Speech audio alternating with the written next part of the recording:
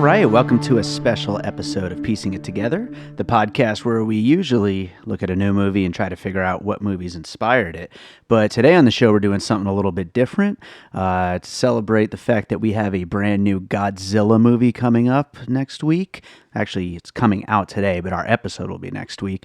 But to celebrate that, we are doing our top 10 favorite movie monsters. And joining me for that is returning co-host Ryan Daugherty. Before we get into that conversation, I want to remind you all, as always, to please make sure you are subscribed to Piecing It Together, so that way you can check out that Godzilla episode next week and all the other episodes that we've got coming up for you. We've got a lot of episodes coming up.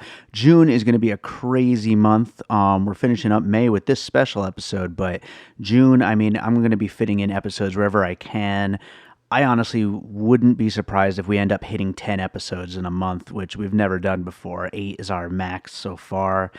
Technically, the show is supposed to be just 4 a month, but we've hit 8 a couple times, and I'm sure we will do it in June and maybe even more. It's going to be a crazy month. But yeah, make sure you're subscribed. You can rate and review us on iTunes. You can also follow us on social media at PiecingPod.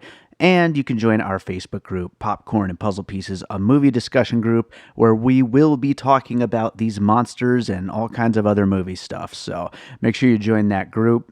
And you know what? This being a special episode today, I'd say let's jump into this conversation. It's a fun one. All right, so we are here with Ryan Daugherty again. This time, we are doing something a little different. We're talking about monsters because we have Godzilla, King of the Monsters, coming up in just a week. And so we figured this would be a perfect time to talk about monsters. Ryan, you're someone I like to talk about monsters with, so I'm glad to have you here. Yeah, man, happy for Monster Week, man. So I still have not actually seen, as of recording, I haven't seen the Gareth Edwards Godzilla, and I haven't seen Kong Skull Island. And honestly, I'm not super interested in seeing either of them, although I have heard good things about Kong, but I'm super hyped for Godzilla King of the Monsters. I love that I'm going to have you on the episode for Godzilla when you haven't seen the other two. That's it plays perfectly I've seen some of the older ones, right? Like, and I know and like the tropes of kaijus and stuff. But yeah, so I'm I honestly, I think the difference is like Godzilla, whatever, but like I'm hyped to see photorealistic King Ghidorah and like a super hardcore Mothra and stuff like that. So hell yeah. Well, all right. Well, we're gonna get into a lot of Godzilla on the main episode. I'm sure we'll get into some Godzilla on this episode as well. Yeah. But this is going to be a very loose, rough top 10 monsters list. We're gonna go back and forth doing our favorite monsters and talking about them, and we'll probably have some honorable mentions at the end. A little behind the scenes, we just very quickly bunched these into an order, whereas it was just big lists of monsters that we had come up with on our own.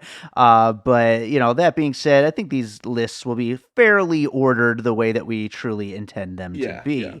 Yeah. So with that said, what do you got for your first, which is your number 10 monster of all time? My number 10 monster, it's not super monstrous, but it is the monsters from the Neil Marshall movie, The Descent. Nice. That horror movie in the caves. They're basically the naked mole rat equivalent of humans. But that first scene where they are introduced, like in the movie, you see them in the background a couple times at first, but there's a shot where they're just kind of slowly panning this night vision camera across their group, and there's one of them just standing right next to the group, kind of twitching the way they twitch. And it's such a simple character design for these monsters, but for some reason it is just so iconic to me. And like I know a lot of other people who have seen that. Something about that horror movie just kind of sticks out with people in a lot of ways. I think because of the claustrophobia and stuff like that, and because it's almost like a scary enough movie about getting lost in a cave before there's like fucking, I don't know if they're human cannibals that devolved or if they're actually monsters in that one. I forget. But that was definitely on the lower end for me, partially because they're not especially monstrous. But very memorable, so I had to put them on my list. I almost included them on my list as well. They are really freaking cool. And it's a shame that Neil Marshall's Hellboy movie sucked so bad. Oh shit! Did he make the new Hellboy? Yes, he did. Oh god. Yeah. Can I ask you, spoiler alert right now? Do you have some representation from the Guillermo Hellboys on your list? I do not actually. Oh wow, I'm surprised. I do. So we'll get to that later then. Poor Hellboy. I got no love for him, man. I'm sorry, but yeah, but no, that his movie wasn't that bad. I stand firmly that it's not good, but it's not as bad as a lot of the reviews made it out to be. So all respect to him. So my number 10 is a classic alien creature known as the Xenomorph from Alien. Yeah, the I mean, really, as far as I'm concerned, it is like just the classic alien creature. And it's scary as shit. I'm not the biggest fan of the Alien movies. I mean, as we've talked about before, I like the newer Alien movies for the whole David story and all that stuff, more than I like the actual Alien movies. And I know that is sacrilegious to movie fans, but they're good, but I like the creature more than the movies themselves. Yeah. And I think she is one of the coolest creatures really ever. That's interesting you have it so low because, like, if I'm thinking, I would argue that besides the Universal monsters, who, like, could maybe, depending on your argument, not even count as monsters for the most part, I would say the Alien is probably, like, the most famous monster, besides, like, maybe Jaws or something like that, if you count Jaws. Like, right. That is, yeah. like, that is just, like, the face of horror. Oh, besides I know. slashers. Yeah, well, like I said, my list is terribly ordered, but sure. but it fit in when I made it, so I'm staying at number 10. That H.R.R. Geiger design is just so it cool. Makes you uncomfortable, it makes you scared, it makes you intrigued. You want to like lean in and look at it in more detail. I loved that Alien Covenant poster where it was just a black close-up of it, and it just says "Run." Oh, that's great. That was awesome. That was just awesome. So what do you got for number 9? Number 9 is a Norwegian black comedy called Troll Hunter. I've never seen this. I used to, my friends and I used to have a tradition that every Thanksgiving, it was every winter break, we'd get together and watch Troll Hunter, Rocky, and Mean Girls. I don't know how that got started, and I still can't actually tell you the plot of Rocky 1, because I would space out for that one. But Troll Hunter is this found footage movie set in Norway about these guys who discover a big game hunter who actually works for the Norwegian government to hunt down, like, it turns out all these mountain trolls from Norwegian mythology are actually real. And they mostly stay on the the nature preserves and stuff like that. And his job is to either kill or corral the ones that escape back into it. So this found footage group follows him around for like a week in the life on the job while there's like a big outbreak of like more trolls wanting to come out than usual. And they look very much kind of like what you would see in like the Harry Potter movies and stuff like that. But they do a good job of like really looking into like Norwegian mythology and folklore, and like there's like 10 different kinds of the trolls, and you can kind of guess like how they would actually work in their environment as an animal based on what they look like for the most part. So you don't usually get great looks at them. Very much like the movie very much has a few scenes that are like the payoff scenes. It's kind of like Cloverfield, where like you spend most of it not being positive what the monster looks like, because even if it is on camera, it's like the camera is shaky and the character holding the camera is running away from it. Right. But it and maybe I'm just biased because it's a foreign film, but it definitely like, so maybe I can't like tell if the acting is bad and stuff like that. But it very much felt like oh cool, this is kind of like Norway's Cloverfield, basically, being like the found footage equivalent of a Godzilla based on the sensibilities of that country. Uh-huh. Yeah, no, I've heard such great things about it. I always wanted to watch that movie. I'm going to have to. That's got the only thing I ever remember about it is there's this great scene where I think they don't know the guy's a troll hunter yet. I think they think he's like a poacher. And he's in the woods, and they hear all this rustling, and then he runs out, and he runs right into the camera, and with this, like, really thick, because I guess troll in Norwegian is still troll, so he gets, like, right in the camera and just goes, troll! And keeps running. And they've got this, like, grizzled old Norwegian chain smoker guy who just, like, looks like, oh man, this absolutely is a guy who has been hunting trolls and is fed up with his government salary job. That's awesome. That's freaking awesome. Well, my number 9 is a tie, and both from the same thing, and it's a little bit cheating because I know that these two monsters are based off of existing monsters. So, in a way, it's almost like parody. Yeah. So it really, I should be talking about the originals, but I'm going to be talking about this one instead. Okay. I am talking about Michael Jackson's Wolfman and zombie personas in the Thriller music video. I've never actually seen that. I didn't know there was a Wolfman in that. Shut your mouth right now. I've never seen the music video. Wait, okay, hold on. Max Landis, the guy who directed American Werewolf in London, also directed a Wolfman music video for Michael Jackson? Well, this is his dad, right? Sorry. John Landis. Sorry. Yeah. but yeah. Yeah, it's totally ripped off the same design and everything. I didn't know that.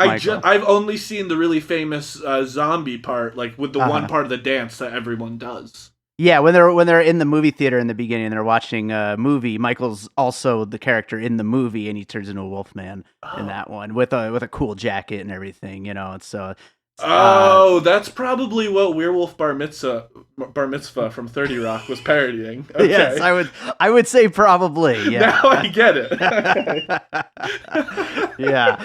So I love it's the best music video ever, and the dancing is just so incredible, the music's so incredible, and so I had to include it on my list. I will have to watch it. There's literally in Seattle, and this is a plug for the Museum of Pop Culture, which is a fantastic museum. Their bottom floor, their bottom floor is just kind of like a horror movie museum, and I think there is they just have the Thriller music video on loop on a TV in the corner.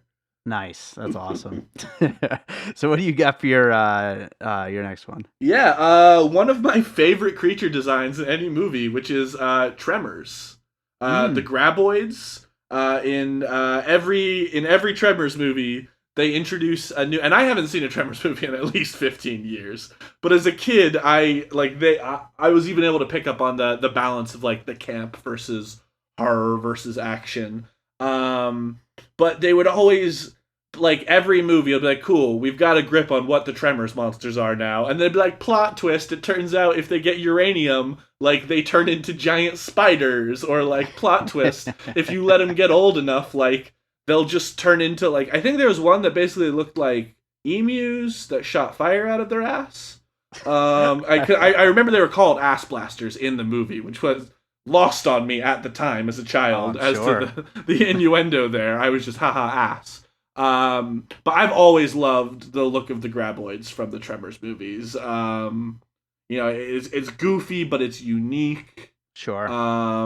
I haven't seen those movies since high school, and I just, the thing that stands out to me is the box art, which is such a great poster, It kind of does. It's like a Jaws style one. Yeah, exactly. Yeah. That's a good. Now that I'm thinking about it, that's a good poster. Oh yeah, I think we're due for a new Tremors. They've been trying. Well, because Sci-Fi Originals, I remember in early high school there was Tremors 6. Yeah. Because there's that one guy, Bert is his character.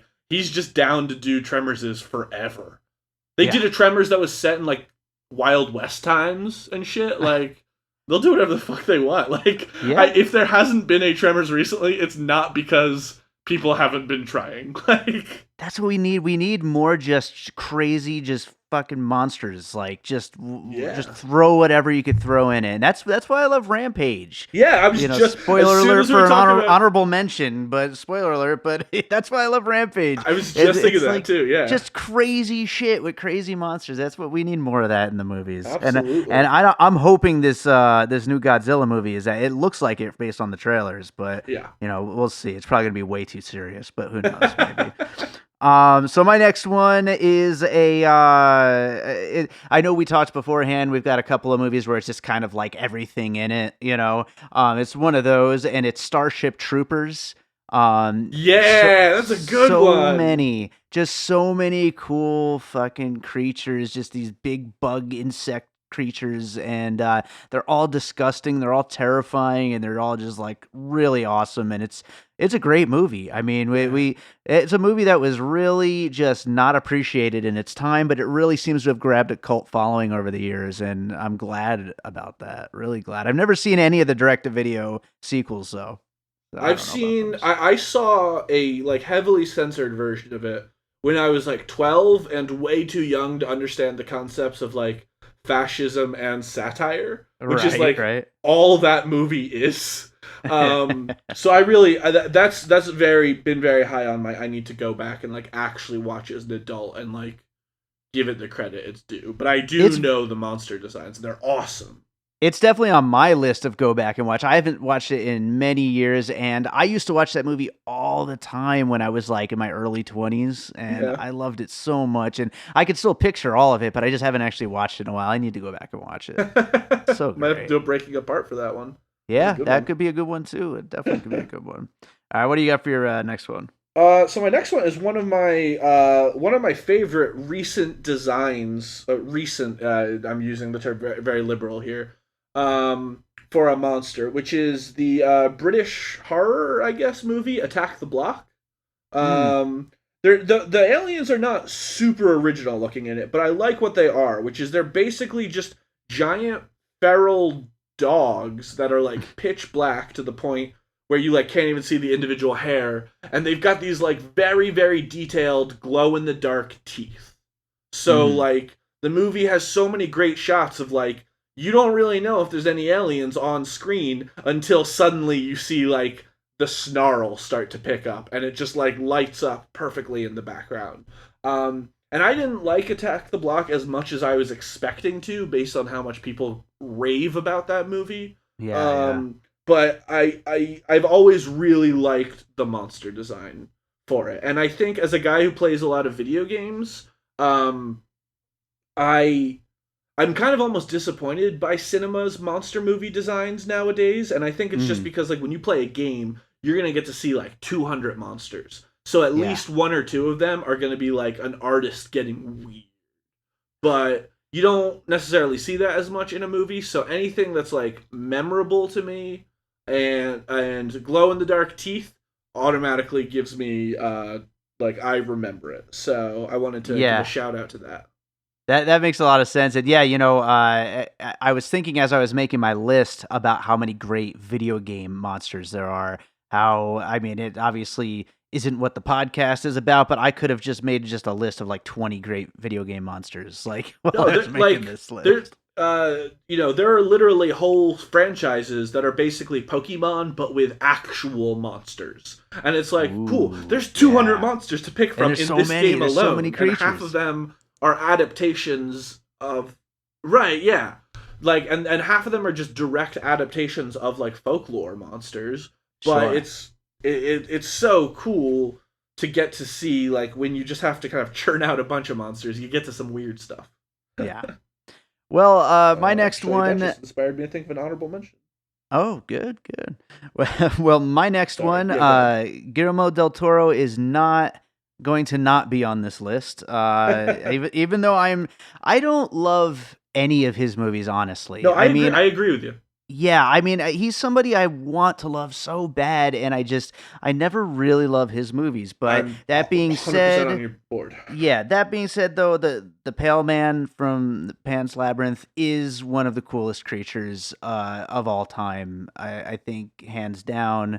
And that's not a pun. I just Yeah. thought of that right He's now. the one with the eyes in his hand. Right? I haven't seen Yes, the yeah, movie, but eyes in the okay. hand, yeah, and I mean, it's just so freaking cool and just so original. I don't think that was any kind of design that had come before had been anything quite like it, No. and it's just so imaginative, so creepy, so weird, and the scene in which she exists is so creepy and so just so cool. I mean, it's really, I think, the best thing he's done as a director is bringing that character to life.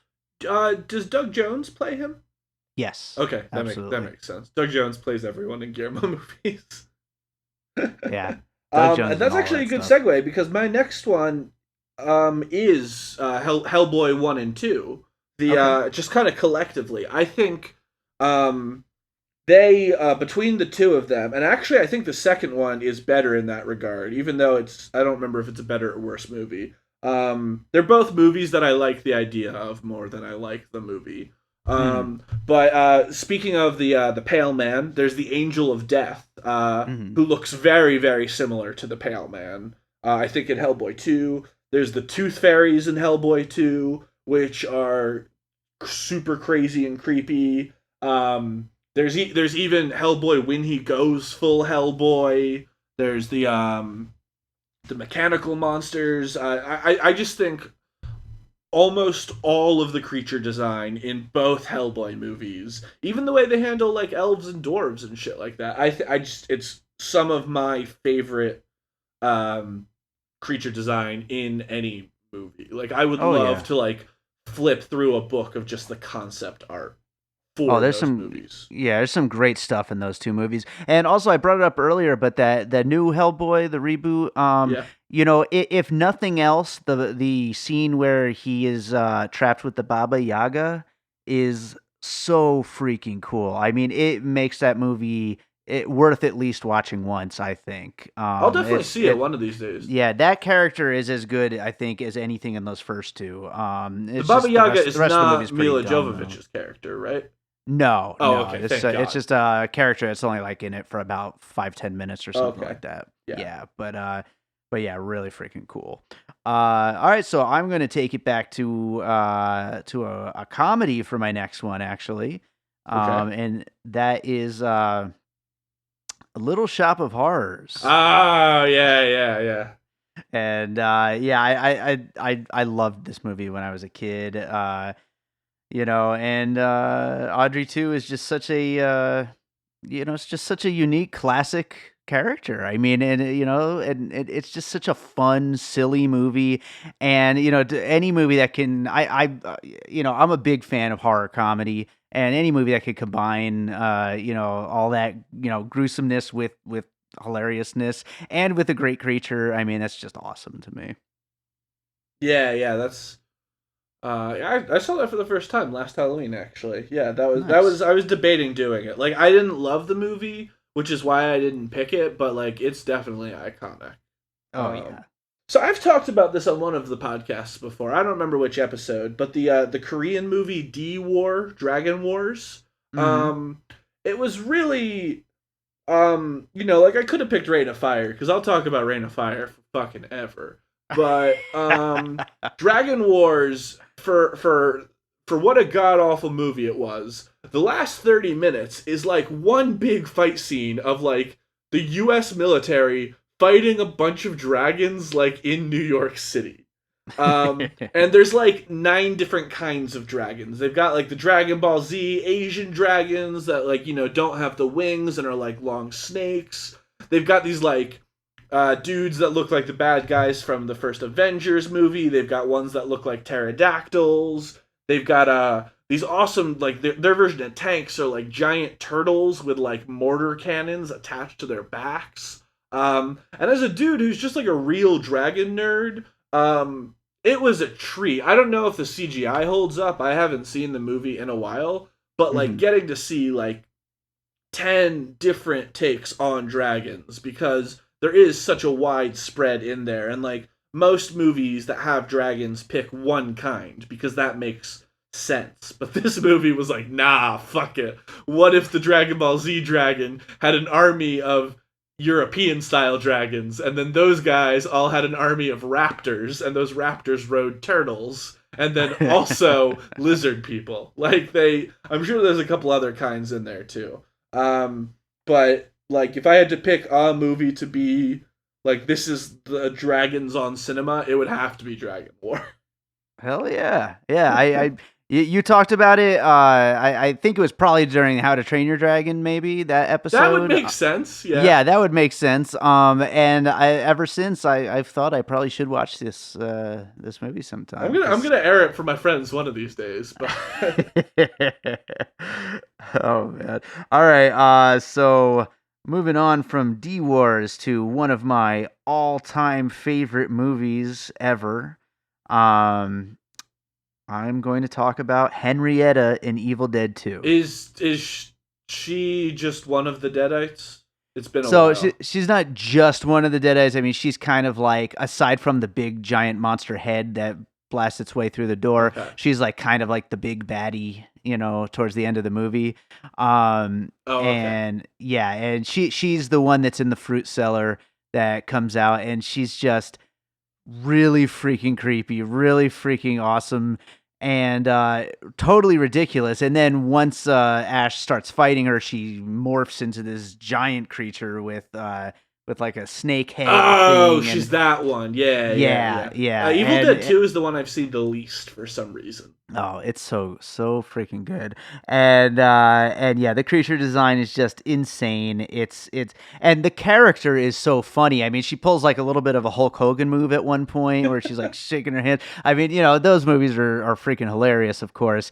And but they're as scary as they are hilarious, I think. Oh, and they're so goddamn good, and we all know how much I love Evil Dead, and so I was trying to think of what's my favorite character, like my favorite creature throughout the series, but I had to go with Henrietta. That's a good one. That's a good one. Yeah, I had been trying to think if there was anything good in Army of Darkness to put on my list when I was watching it. When I was writing this, but yeah, I was actually thinking about putting the skeleton soldiers. Although then you could really kind of go back to Jason all that Ray Harryhausen stuff. So that's what it's all inspired by. But so next up on my list is one that I touched upon earlier. Cloverfield has to go on there. I did very specifically try to avoid putting any of the Godzillas or Godzilla characters on here. And Cloverfield, as far as a monster design, it's cool. It's good. I would say it's borderline great, but that's not just what I love about Cloverfield. Like the tiny Cloverfield monsters, those are really cool. But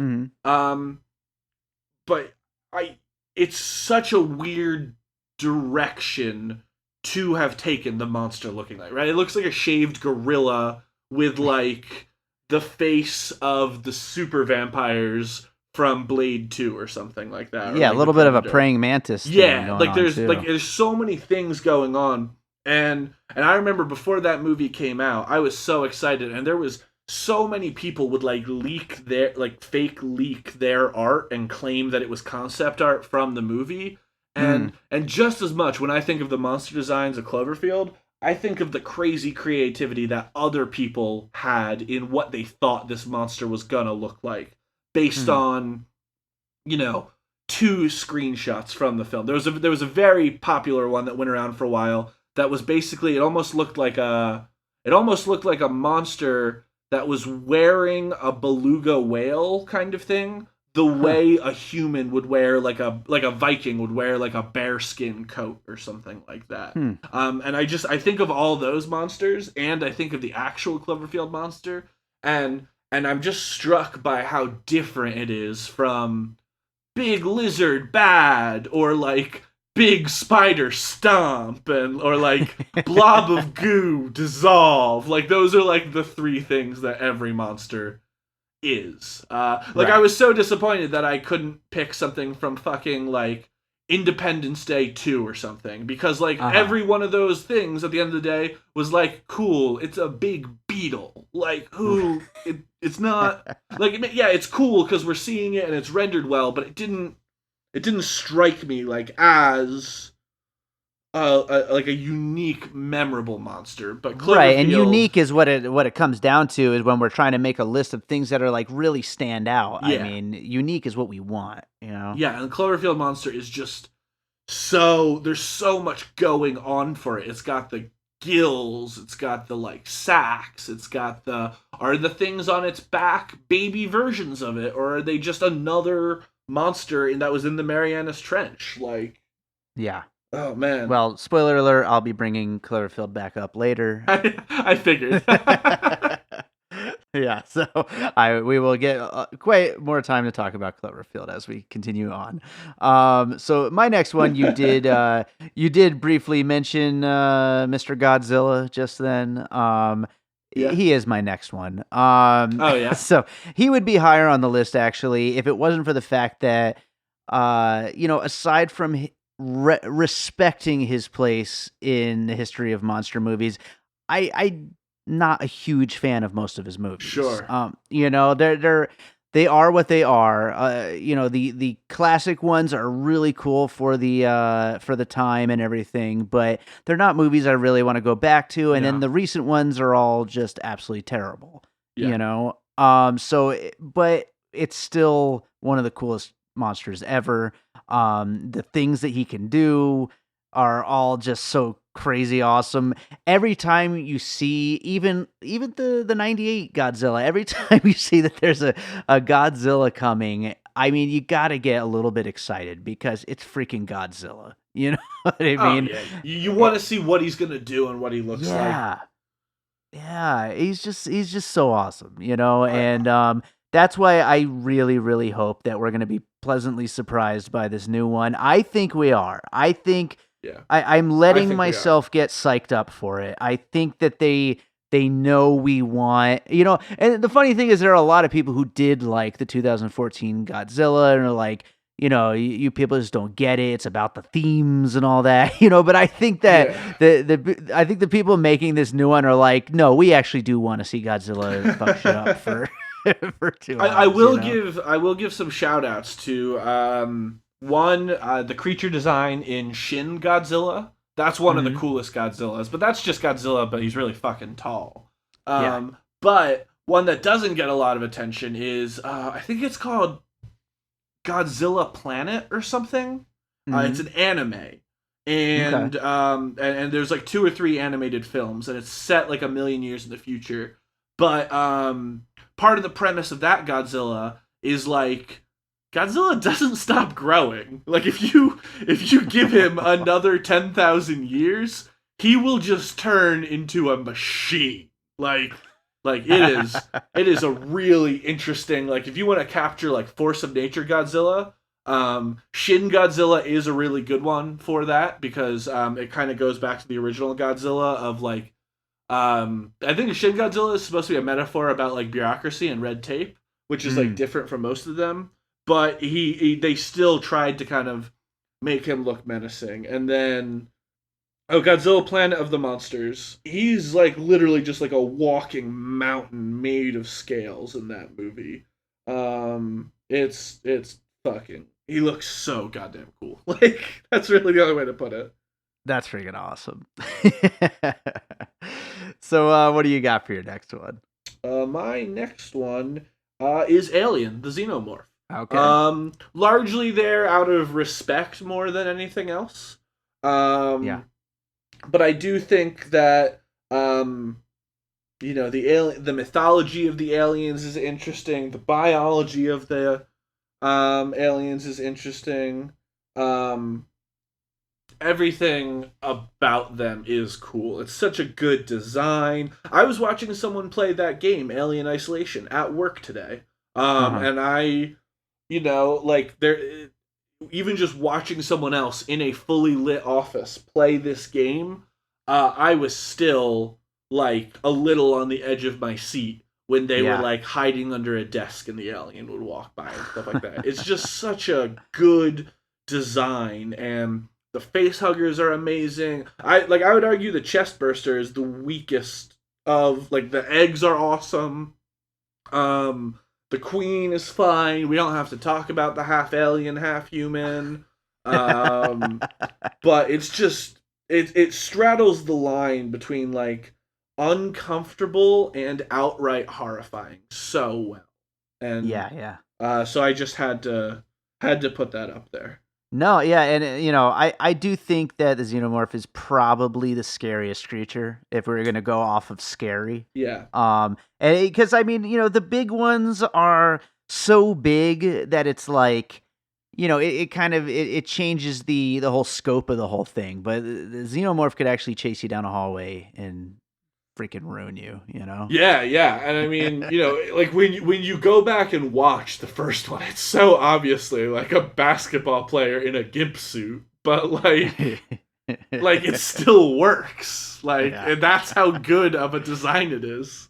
All right, I'm gonna go with my next puzzle piece, which is another tie.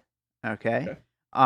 So, and I'm gonna talk about them separately. They're both from the same movie. Okay. The first one is the T-Rexes from the King Kong movie, the Peter Jackson King Kong movie. Okay.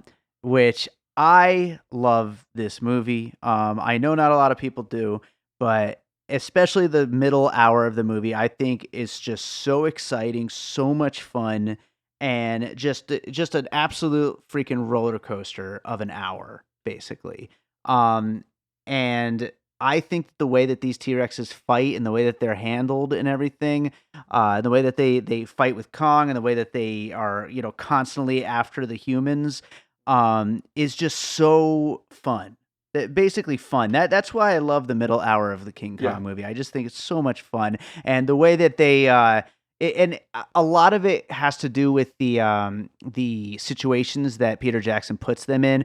I could have easily gone to Jurassic Park's T-Rex, which is another great Right, monster, right. even though it's based on reality. Still a monster in its own right. But the things that Peter Jackson puts these things through, like when they're falling through the vines and they're swinging back and forth and all that stuff, and then when they're teaming up on King Kong, which is just so great, the whole tag team battle, like, Yeah. I just love them so much. I think it's like the best Tyrannosaurus Oh, version in a dude, that movie. that scene where he grabs it by the jaws and Yeah. pulls, that's Oh, like that's gonna so be in my awesome. brain forever. So awesome. So Now, freaking awesome. did you not like Kong Skull Island? I liked Kong Skull Island. I didn't love it. It Okay. was certainly way better than the Godzilla movie. It was enough better to get me a little excited about this new King Kong. I mean, new Sure. Godzilla and the idea of a Kong versus Godzilla. Yeah. Yeah, but it's not great. But I liked it. Most of that though is like that middle hour, right? Like they don't do the whole Kong comes to New York thing in that movie, right? It's Right. just them stuck on, Yeah. In Jurassic theory, Park. it's that middle hour turned into a 2-hour movie, but then there is a lot of, a lot of messiness along the way Okay, that really sure. kind of drags it down. But it sure looks cool though. Yeah, Cinematography yeah. is fantastic in that movie. No, man, that I haven't thought about that King Kong Peter Jackson movie in a long time. Oh yeah, yeah. Well, you should watch the middle hour at least. And tied with the Tyrannosaurus Rexes in that Peter Jackson's King Kong are the slugs and bugs in the slug pit. Oh yeah. In that middle hour of King Kong, which I lied when I just said that the Xenomorph is the scariest monster. The scariest thing that's ever been in film, aside from Event Horizon for me, is that slug bug pit. Oh In, man, yeah. There's in that there's like section. the leech type The things leech and things and going over their arms, like sucking up onto their arms, and the like cricket looking things crawling on their back, and like all those giant bugs and creatures, and yeah, it's the most horrifying, like, and it keeps going. yeah. That's part of it. It's like a solid, like, I would say about 10 minutes long of just big giant bugs crawling all over these people, and they can't get away. And it's a fucking living nightmare. It's so fucking crazy.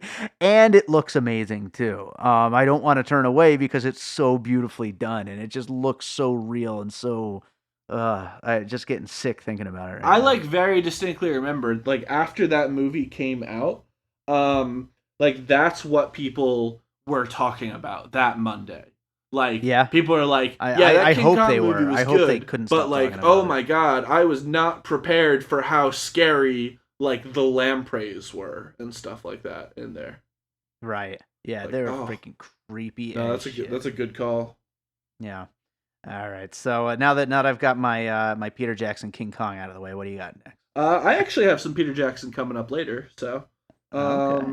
so the next one, it's another one that kind of has to be in there out of respect, and it's definitely the movie that even if it's not my favorite horror movie, I would have to say it's probably the best horror movie, which is John Carpenter's The Thing. Right. And ironically, I actually really dislike body horror in Mm. general. So like all those parts of The Thing don't do much for me actually. The like the head turns into a spider, but just the way that that movie like so effortlessly goes from like full on Cronenberg body horror into like hardcore Cold War thriller paranoia and like claustrophobia, and that movie like just makes you question everything. And I also Mm. have to kind of tie it with my number one guilty pleasure horror movie, which is The Faculty, which is Robert Rodriguez's very, very 2000 remake of The Thing. Which also, in its own way, I do like the way the aliens look in The Faculty as well. There's some pretty cool designs in that one, so it's not just getting a nod there for that. But like they definitely took away right, like those movies took what was already scary about Invasion of the Body Snatchers and Mm. then said, well, fuck it, once the alien gets outed as an alien, we should make something else happen. And it what they decided to have happen was cool. What if the alien splits itself in half and then just turns into like a walking bloody like spider made out of intestines?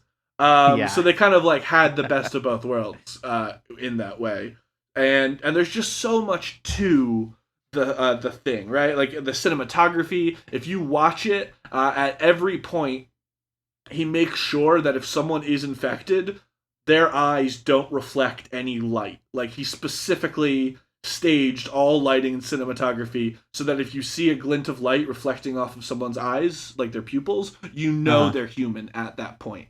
There's bits of the movie that seem like plot holes, but if you really pay attention, you'll like hear sounds in the background that like explain that someone dropped something, which is how this thing happened. It's just such an intricate web that like I'm almost not picking it because of the monster, but the monster just is like an icing on the cake for it. And I'm Mm. sure there's a lot of people who love body horror who would pick The Thing just because of the designs of Sure. the Thing monsters as well. So I think it really works on every level, which is why it's just such a goddamn good movie.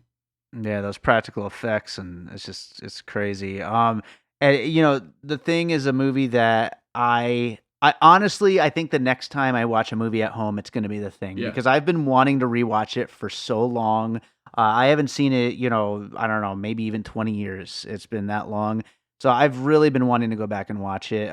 Really, ever since I saw John Carpenter in concert, and they were showing like scenes from his movies Yeah. up on the screen, and it just really made me want to go back and start watching some of his movies because those effects are just so insanely People cool. hated the score for that movie too when it came out, and it was actually explained to me recently. The reason for that was that I guess the composer, you would know his name. He's very famous.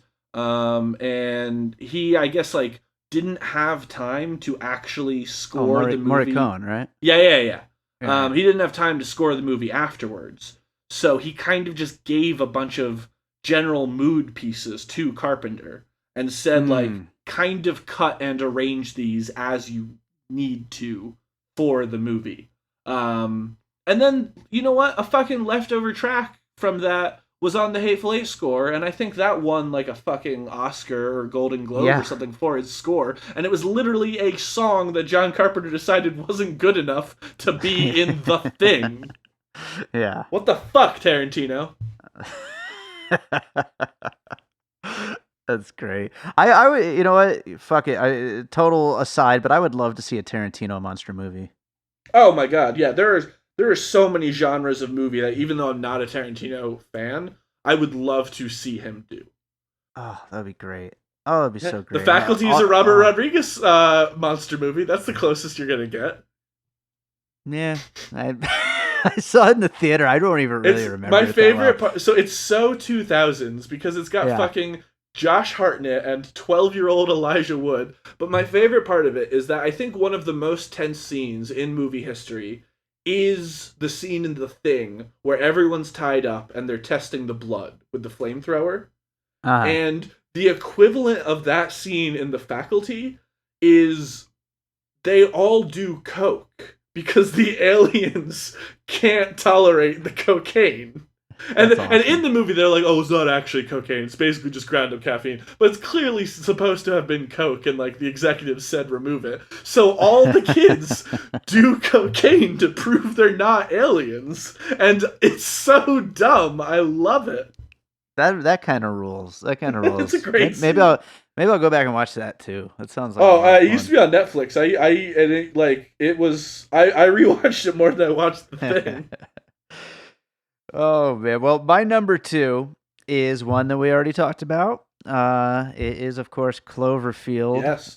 We all know how much I love Cloverfield, how much we both love Cloverfield. But yeah, I really do think it's like of the last 20 years, like the probably the best new creature design. I think Clover is so cool. I think I've watched the behind the scenes Yeah. on the DVD multiple times, and I never do that. Yeah. Yeah. But watching them come up with that thing is so cool. And there's just so much, obviously that movie is filled with so much like mystery and things to dig into. And just that all really does add to it. And, trying to theorize about like, his origins and all that kind of stuff and, what exactly it is and where it came from and all that. That all really adds to the mystique of it. And it's as much the design as it is just the whole overall story of what Cloverfield is and what the Cloverfield series is, even though it's been completely ruined now. But let's not talk about that. But what the whole overall thing is, and yeah, I love Cloverfield. I know you do too. No, man, it's so good. And like one of the cool things about its design that really like I don't think the movie gets enough credit for is because you don't know what the monster looks like for most of the movie, and because Mhm. when you do get to see it, it is so weird looking. They can play with different parts of the movie. Like there's a like the shot when they're on the bridge. And I think it like very obviously seems like it's like the monster's tail that's breaking the bridge, and I Mhm. think in the end, the monster doesn't even have a tail. Like it just has weird looking arms and stuff Right, like right. that. And there's just so much to its biology that every shot you see of the monster, and they're few and far between, it almost like it doesn't look like a different monster, but it looks like a different type of monster. You're like, oh, cool. So this is like a gorilla type monster, and then you're like, oh no, this is kind of like it looks like an axolotl or something like that, and it's just because it looks like all of those things thrown Yeah. together. It's got the giant hand. It looks in the early scenes when it's like roaring when they're running across the town. It looks bug like. It's Yeah. Yeah. just so many things at once. Yeah, absolutely. And it really speaks a lot to it, the fact that people like you and I want to see another movie of the same story from a different point of view, just so we could get more glimpses of this thing. That's pretty wild, I think. Yeah, no, that's crazy, man. It is a great design. Like there, I did like some of the leaked concept arts even better, but it is Mhm. it's so foreign in Oh such a yeah. weird way. Absolutely, absolutely. Well, that brings us to our number ones. And I think this has been a great list so far. A lot of like varied choices. I think we're going Yeah. with. But let's jump into it. What do you got for number I do one? want to ask before we say these: is your number one like a surprising one or something? Because I'm trying to figure what you haven't put yet, and I'm assuming you're Mhm. not gonna do a Universal monster. So like, I really don't have any idea what your number one is gonna be. Well, I'll give you a hint. It's something from one of the other movies I have Oh, okay, mentioned, okay. but singled out as its own Like very thing. worth. Okay, so I'm kind of doing the same thing. So I think overall, it gets credit for its movie designs, but not necessarily in the kind of context we're talking about that. And that's the Lord of the Rings movies. Hmm. Specifically, I think the Balrog is the coolest fucking thing that's ever been on camera, pretty much ever. Um, and like Lord of the Rings gets it has the trolls, it's got the monsters, it's got the orcs.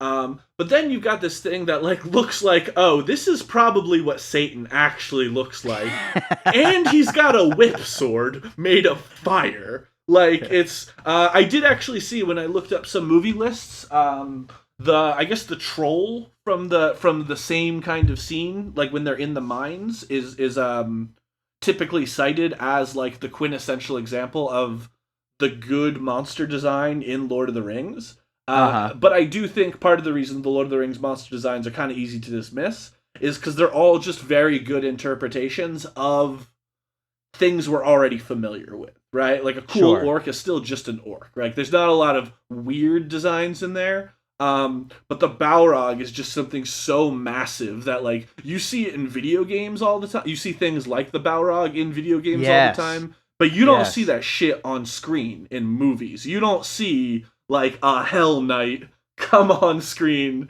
for a fight. Yeah. So like everyone knows that scene, and they at least vaguely recall what the Balrog looks like. They might not remember if you call it the Balrog, but if you're like, oh, the "you shall not pass" thing, and when they're fighting on the way down, like it's iconic. It's unique in the context of film. It still looks great. That's one of the Lord of the Rings movies did a lot of practical effects, but you see things like that were pretty much all just CGI, and they pulled that shit off real well. Hmm. So yeah, I think my favorite on-screen monster movie in a lot of ways would actually be the Balrog from Lord of the Rings. That's great. I wish that the Lord of the Rings movies weren't, 18 hours long. I wish I could go back and watch them for the creatures because yeah, there are some really awesome monsters in there, and I can't bring myself to watch 3 hour long movies like when I want to watch a cool monster movie. Definitely. Even Peter Jackson's King Kong, I find myself I've watched it probably like 20 times or something in my life. I'd say over half of those times I started at hour two. It's like I already know what happens in the first hour. I could skip it and just watch the second 2 hours. Yeah, the Lord of the Rings movies are so damn long, but I do. Generally speaking, I love Peter Jackson. I mean, Dead Alive was one of my favorite movies ever. And I was so excited when he got the reins to the Lord of the Rings franchise. And at the time, I did love these Yeah, movies, and yeah. you're absolutely right.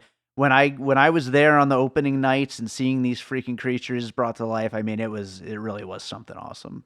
So And your number one creature is. King Kong, Oh, okay, fair enough. there you go. Yeah, I'm just jump right Okay, in with that's it. very anticlimactic. Yes, yeah, just jump right in with it. King Kong. I've talked about him a ton during the episode.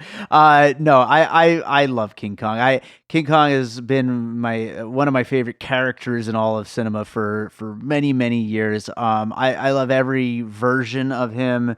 Back to the original and up to Peter Jackson's, and then this most recent one that's part of this new universe thing. I just love the character. I love the way he interacts with the world. I love his stories. I love everything about him. I think King Kong is just I think he's the best, and I want so badly for there to be more good King Kong movies because I mean, really, I there's only really the three that I ever really go to watch, and I would love for there to be more. I hope there will be more in the future. But if nothing else, I also have the various posters and figures around my house that I get to look at. So because King Kong rules, and That's Andy yeah, Serkis, right? yeah, Andy Serkis did him, and You know what? That's a good question. Did he do him in the new one? I don't think he did. No, no. Yeah, but certainly in the It Peter was a Jackson. younger guy did it. Hmm. He's like a dude who like actually like is an actor. Fuck. Oh, that's right. Because I was like so shocked when I found out what he was in. Yeah, like I think he may have even been Yeah. one of the humans in the movie as well. Hmm. Um, Toby Kebbell. yep, yep. Oh, No, that's because right. He he was. also is in. Toby Kebbell's also the bad gorilla in Rise of the Planet of the Apes, isn't he? Yes, that's right. Or the And he was. Yep, I knew it. He was in the Hurricane Heist. I That's still right. haven't seen that. That's And I'm what so salty. one of the first episodes of Piecing It Together. Me and Chad did the Hurricane Heist. I've always wanted to make a movie with basically that exact same plot. Growing up in like Beach Town, New Jersey, where you wouldn't get like the brunt of the hurricanes, but you'd still get like the towns closing. I always wanted to be like, you could just rob a bank during this. I mean, it is kind of a perfect premise, Yeah. and it's incredible. Do you want to just talk about Hurricane Heist for like another hour right now? The real monster is the hurricane. The real monster is the skull in the hurricane, which is never addressed. It just happens for no apparent reason. Yeah, no, let's not do that. But yeah, no, this is a great list though. I mean, I've been writing down all the movies while we're going through it, and it will be in the show notes, the full list of the movies that we discussed. Great. And I did send you a picture of what a fucking monster Planet Godzilla looks like. Like that dude is just a tank. Well, let's hope that this new Godzilla does well, and then that Kong vs. Godzilla does well, and then we get a whole universe of these. It's weird. I'm so like, even though I'm so hyped for King of the Monsters, I'm like already not giving a shit preemptively about Godzilla versus Kong. It can't be good. No, it just can't. But I want it to be good so bad, especially because King Kong's going to be in it. Yeah. All right, I got a couple. Do you have any honorable mentions? Yeah, I have a couple things written down. What do you got? Burn through those real quick. Sure. The monster from Jeepers Creepers, I always thought was a kind of cool design for a creature. Tends to evolve a lot, but I kind of left that off because it was very humanoid. And then another one that I really wanted to call out in terms of memorable designs that seem very thought through for their purpose is the aliens in the movie Arrival, which came out like 2 years ago. And I'm a huge fan of Arrival. That's the only Denis Villeneuve or whatever his name is movie that I've actually seen. I know everyone else in our podcast group like goes crazy for the guy. Yeah, right. But that's the only one I've seen. But like, it was such an interesting approach to alien design, and because of the premise of that movie, like it very much felt like they almost maybe they didn't work backwards on the alien design from the things they wanted to accomplish, but you very much get that sense of like, I get how this works. Like they look the way they look, and the things we have seen about their culture and how they communicate and whatnot, like it's all very organically works together. It's kind of like when you see the Star Trek episodes where like clearly they've written like 50 fucking novels about the way these aliens work, but none of that's relevant to the plot. It just all organically works together. The like sentient squid look, I think, is also very overdone for monsters, and yet the movie Arrival put like a great twist on it and justified it. So I wanted to just give a shout out to that design. Right on. So I got a few honorable mentions. I kind of mentioned earlier already about the monsters in Rampage, which are Rampage awesome. is a great one. Also, I just wanted to say John Carpenter movies in general. Also, I don't know if this one really counts because it's basically just Rottweilers, but the Rottweilers in Don't Breathe are my god, yeah, they have a monster movie feel to them, but they are basically just Rottweilers. Dogs, but they're so awesome though. They're so awesome and fucking scary. Yeah, they're great. They're so great. And then last honorable mention would be a tie between the sandworm in Beetlejuice and the alien guy. I don't know what his name is. I don't really remember, from Mars Attacks. Both Tim Burton. Like, you're just talking the regular aliens, like the Martians from Mars Yeah, with Attacks? the big head and the Yeah. That's like a very yeah. classic design, Yeah, but it's a good one. but it's such a fun design though. Like, it's super cool. And of course, we didn't really bring up any of the Universal monsters. Yeah.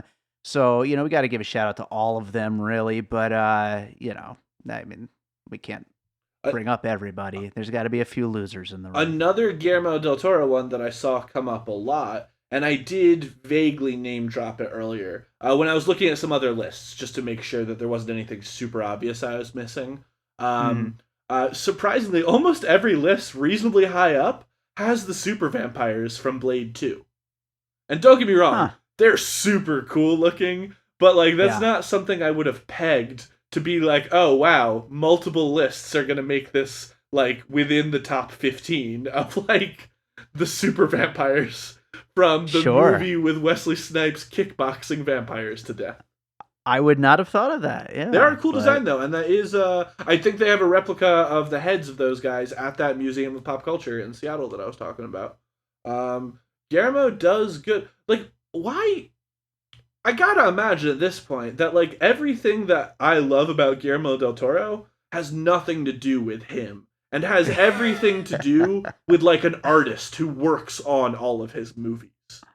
Like, I he's not designing these things himself. Like, he probably has ideas, but like he probably just said skinny dude hand on eyes, or eyes on hand, and then someone else like made that a thing. Like, damn, I want that job of just saying things and someone draws them. That's fun. That would be a lot of fun. That'd be great. Oh man, well I think we talked about enough monsters here. Yeah, we for covered today. a really good range here. I know before we did this episode, I had been asking you like, are we wanting to keep it just kaijus? And my example I used was like, would the Xenomorph count for something like this? And we played it kind of loose, but I think we saw a really good spectrum of like, sometimes it's just there because it's a monster in a good movie. Sometimes it's just there because it's memorable. Sometimes it's there because like it works for that movie, and sometimes it's just because it's a good fucking monster. Yeah, absolutely. And one other thing I wanted to mention before we close it up is that this, as I also looked at a few lists as well, like you did, to kind of try to jog my memory, but a lot of this is just going off the top of my head and like trying to remember some of my favorite monsters. I'm sure there's like little movies I saw along the way that had really freaking cool monsters that at the time I freaking loved, and I just didn't think of it today. But shout out to all those really cool, monsters that are being designed by really talented artists. I mean, there's a lot of cool stuff out there. Oh man, I could do a whole nother episode of this specifically about monsters from like horror short films and stuff like that. And those are much more monster in the way of horror movie monster than they are in the way of kind of what we're talking about. But yeah, there's just such a spectrum, and I do feel a little bad about my remark about like not getting to see that variety in movies. Because I do think, especially in smaller movies, like people get creative. But for something like a monster, unless you're real good, like First Alien and stuff like that, at some point you are just kind of going to be backing up against the limits of how can you bring this monster to life, right? Like, what is your CGI? What is your costume? What are your prosthetic effects? And that's why it doesn't necessarily always work as well with lower budget films and stuff like that. Sure, absolutely. Well, Ryan, you got anything you watched lately you want to recommend? Yeah, I got a plug that's kind of relevant for this. A lot of people shit on the prequel to The Thing that came out in like 2011 or something like that. Honestly, I don't mind it, but a lot of people really hate on the fact that all the monsters in that are all CGI rather than practical, the way they were in the original The Thing. What a lot of people don't know is that they did make practical versions of almost all those monsters, and then the executives told them not to. So the company that did that made another movie called Harbinger Down, that used most of the practical effects that they had originally designed for the Thing too. So if you're someone who likes the Thing and you were disappointed with the Thing too, specifically because of the CGI type effects, check out Harbinger Down. Apparently, like I honestly haven't seen it, and apparently it's all right. But if you're specifically a like, look, I like Greg Nicotero style, cool practical effect body horror shit, that's probably a movie you haven't seen before. But the just talking about the low budget horror movie kind of thing, this kind of skirted around that because all those effects were developed under the R&D budget for the very big budget Thing remake. That is pretty damn cool. Yeah, that sounds interesting. I'd never really heard of that before, but it sounds really cool. Great plug for this particular episode. Yeah, I thought that seemed like a good one to have in my back pocket. I'll watch it one of these days. Well, Ryan, thanks as always for being here, and I am looking forward to hopefully talking about how much we loved Godzilla King of the Monsters Absolutely. in just a week and a half or so. And you, the listeners, can look forward to, as always, next week, Dave and I will have another episode of our hit podcast, Everything's a Cloverfield, where we take apart modern events, new movies, and we see how they fit into the Cloverfield cinematic universe. Because, you know, J. Abrams, he's a tricky motherfucker. Pretty much everything fits into the Cloverfield universe. Ironically, Godzilla King of the Monsters, probably not gonna be a Cloverfield. But, you know. But we will find out next time on Everything's Cloverfield.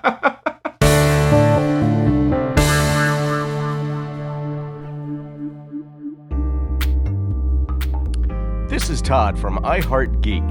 We believe that anything you're passionate about is geek. And if you are a geek, you are family here.